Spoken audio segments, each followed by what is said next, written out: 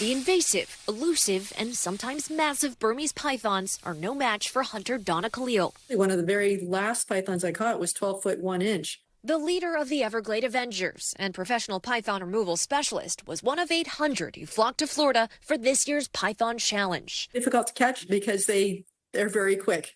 So you have to be really careful. Don't scare it away before you can come up to it and catch it right behind the head and wrestle it out of the swamp. Amateur and pro competitors removed 195 Burmese pythons from the wild over the course of 10 days. Khalil caught 19 of them, just one shy of this year's crowned champion, Ronald Kiger, who took home the $10,000 grand prize.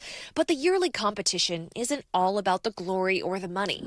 It's a race to humanly catch as many pythons as possible.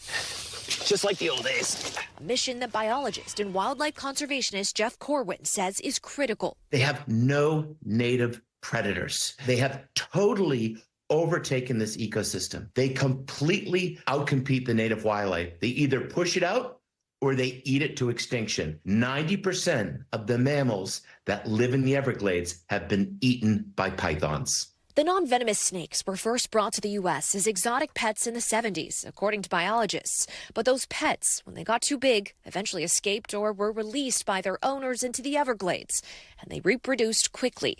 A female, she can have upwards to 40 to 70 offspring in one sitting. So from one snake, you can get hundreds of thousands of individual snakes that have this impact on this incredibly important ecosystem. Sometimes holding the tail will help keep them from flicking. Last year, to get a sense of how hard wrangling a python really is, we had the Fish and Wildlife team show us one of their smaller captures. You can see what she's doing with the tail. An annual tradition that Khalil says she hopes to conquer next year. I set a goal to catch over 1,000 pythons, and I am very close to that. My next Python Challenge, hopefully I'll be able to win the grand prize. So tried real hard this year, and we'll try even harder next.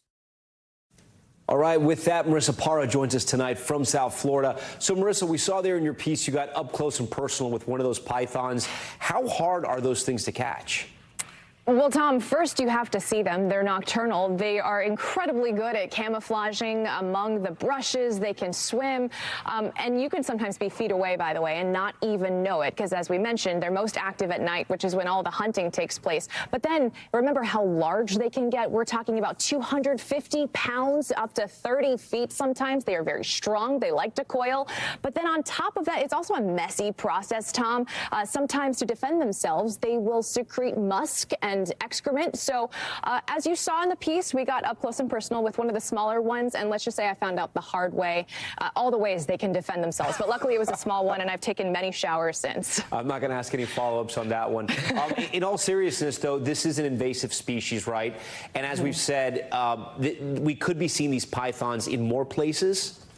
Right. They thrive in the Everglades, especially with this climate, the heat, and with climate change, we are seeing more warmer temperatures in places for longer that we typically haven't seen. And so the big concern is we are starting to spot these pythons further north than we have before in the past. So, Tom, exactly as you said, a big concern here. Not only are we having issues controlling the population down here in the Everglades, there are big concerns that we'll start seeing that move northwards as climate change continues. Tom. All right, Marissa Parra for us. Marissa, we thank you. Thanks for watching. Stay updated about breaking news and top stories on the NBC News app or follow us on social media.